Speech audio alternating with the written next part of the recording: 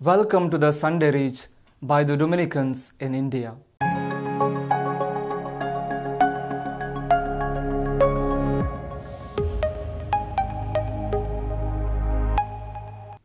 My dear brothers and sisters in Jesus Christ, today we celebrate the solemnity of two prominent saints of the early church, St. Peter and St. Paul.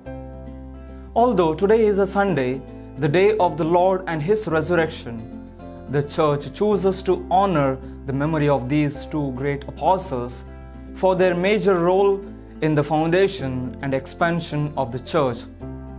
St. Peter was the first Pope, and St. Paul was the apostle to the Gentiles, the non-Jews.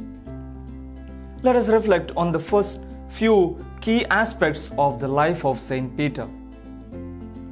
Peter, originally named Simon, was the son of Jonah and the brother of Andrew.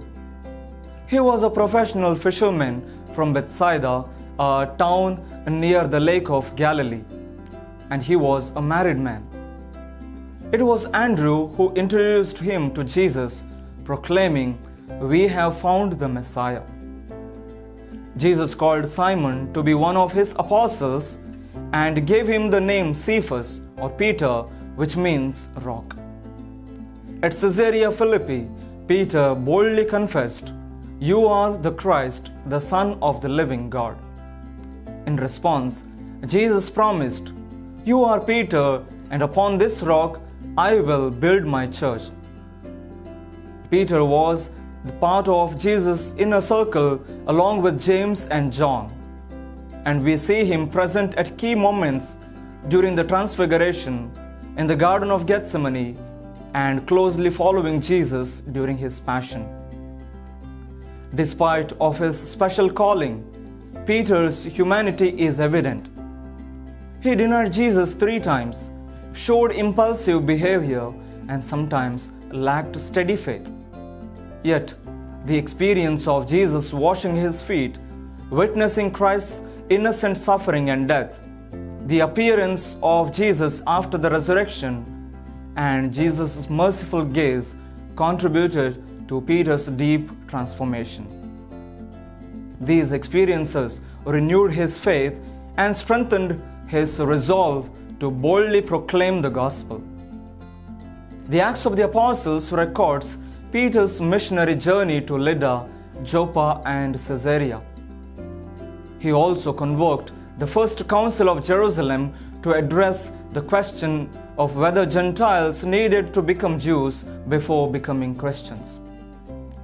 2 epistles addressed to the whole church are attributed to him.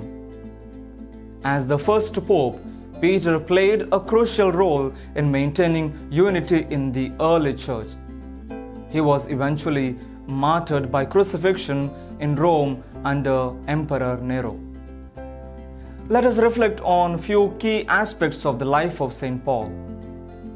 Before his conversion, Paul was known as Saul. He was born in Tarsus and was a tent maker. A well-educated man, he studied Mosaic law in Jerusalem under renowned Rabbi Gamaliel. A devout Jew and a Pharisee, Saul zealously defended Jewish tradition, even to the point of persecuting Christians. Though he never met Jesus during his earthly ministry, Paul was radically transformed by the vision of the risen Christ on his way to Damascus. That encounter changed him from a persecutor of Christians to one of the most passionate proclaimers of the gospel. Paul became the church's greatest missionary, preaching especially to the Gentiles and writing letters that continue to shape our faith today. He undertook several missionary journeys, converting both Jews and Gentiles, establishing Christian communities in places such as Rome, Corinth, Philippi, Thessalonica, Ephesus, Colossae, and Galatia. His letters to these communities form a significant part of the New Testament. Paul was imprisoned for 2 years in Caesarea and another 2 years in Rome, where he was beheaded at Tre Fontaine. Though Peter and Paul differed in personality, background, and approach to Jesus and mission, they were united in their love for Christ, unwavering faith, and their zeal to proclaim the gospel even in the face of persecution.